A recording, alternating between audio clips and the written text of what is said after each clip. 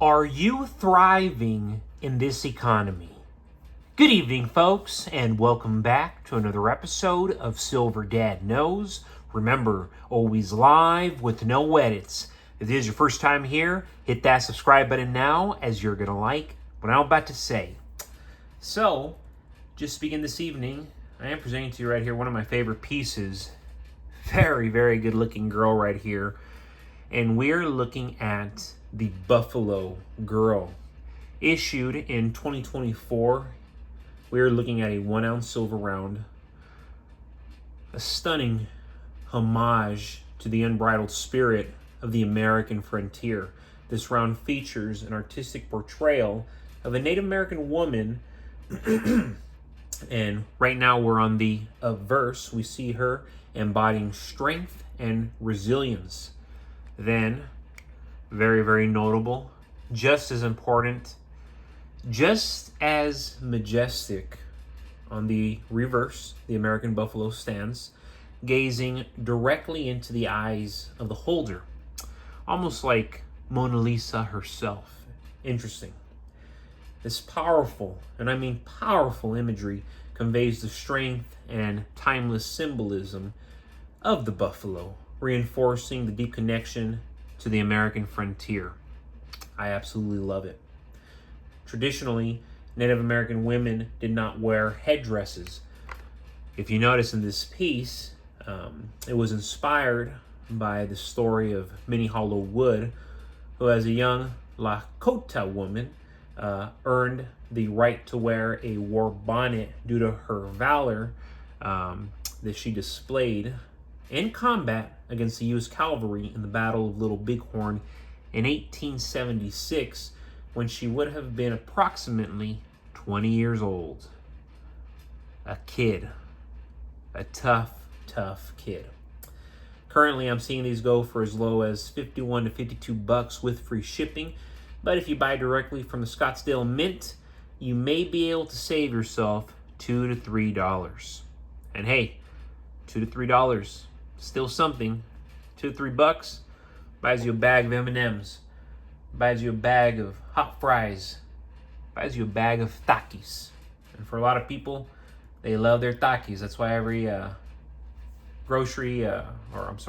nearest convenience store you go to, nearest gas station you go to, they might not be selling hot fries, which are my favorite. They are selling Takis, which seem to be everybody's favorite. And before we go any further, folks, I want to give a quick shout out. This is to my always loyal subscriber. This is Bill Soderquist. Very nice Franklin. Has always been my favorite coin. Takes me back to my youth when my father would bring them home as regular change. You saw many more half dollars in those days in regular trade. My last purchase 2 weeks ago were 20 very nice Franklins for under $300. Holding Franklins always brings me joy and memories of my dad. Beautiful comment right there coming from Bill Soderquist. And, very, very interesting points that I found fascinating. And definitely not a time I can relate to, because it takes you back to your youth when your dad would bring them home. I can't remember my dad ever bringing Franklin half dollars home. Walking Liberties home. I just can't remember it, because these are so uncommon, especially in 2025. And then, you say you saw many more half dollars in those days in regular trade. I never see these in regular trade, and that says everything about them now in 2025. Definitely be purchasing these. And then the way you end it, you've got 20 very nice Franklins for under $300. That means that you spent $14 to $15 per piece. That is an excellent deal. If you're spending $14 to $15 per piece with free shipping or in person, jump on it. That is excellent pricing, because in truth, these can sell up to as much as $25, $30 per piece. And there's many collectors out there who are already doing so. I know this because I do it regularly. I'm always selling Walking Liberties. I'm always selling Frank dollars. I'm always selling even the Buffalo nickels from the 1930s, even though those don't really have any silver in them. So you'd be shocked as to what current buyers are purchasing. And I'm sure a lot of you aren't even going to be surprised, but it's 90% silver. 90% silver is selling in excess more than ever. I want to buy more. I can hardly hold any of it because so many of my loyal customers, they're always hitting me up. Hey, what walking liberties do you have? Send me pictures of your Franklin half dollars. Send me pictures of your Mercury dimes, your Barber dimes, your Barber quarters. Let me see more of your Great Depression nickels. So it's wild, but that's what people want. Do not be fooled by what the media is saying. For centuries, revolutions were fought with swords, muskets, banners were raised high.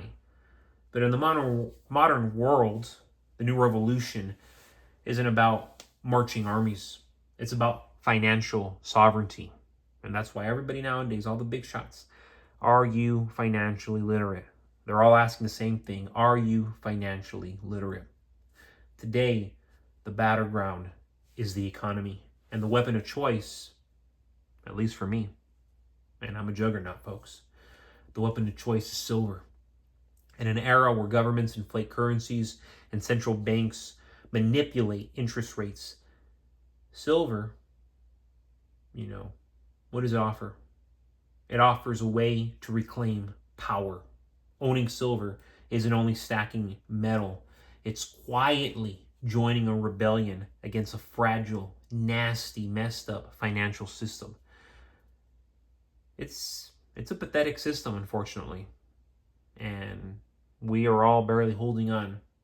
But those holding gold, those holding silver, we're holding on tight. Silver is tangible wealth in a world dominated by digits on a screen. While dollars and euros can be printed endlessly as they are, silver cannot be conjured out of thin air. Its natural scarcity ensures that every ounce has intrinsic value, regardless of political changes. Inflation rises, the whims of Wall Street, they think they're in control. To own silver is to hold something that no banker or politician can devalue with the stroke of a pen, with the tap of a button. This is why many call it the people's money. I call it the people's money before I call Bitcoin the people's money. Because they say, hey, gold and silver is God's money. Bitcoin is the people's money. No. Gold and silver is God's money. Silver is most certainly the people's money.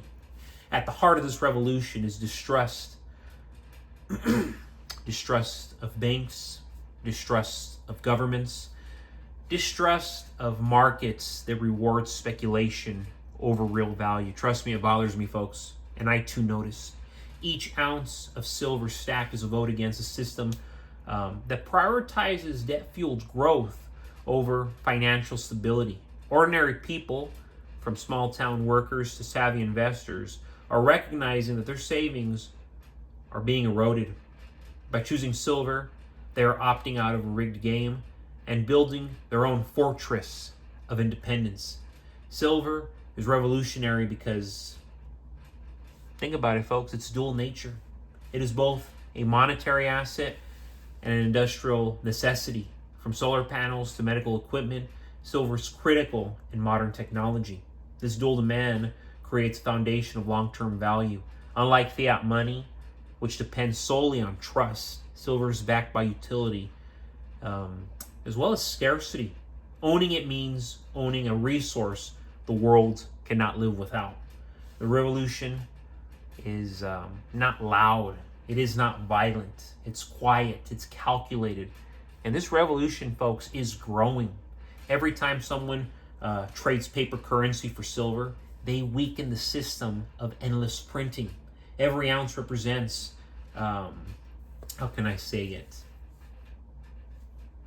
It's literally a form of power, a shift from centralized control of personal autonomy. The beauty of this revolution is that it does not require mass mobilization. It thrives through individual action. Governments will try to discourage it. Of course, banks are going to downplay it. Mainstream media is going to ignore it. But the revolution continues. In fact, the less attention it receives, the stronger it grows beneath the surface. Households across the world are stacking, preparing, and refusing to play the game of inflationary theft. But folks, as always, thank you so much for joining us for another evening, another episode of Silver Dad Knows. God bless you, God bless your household, and God bless America.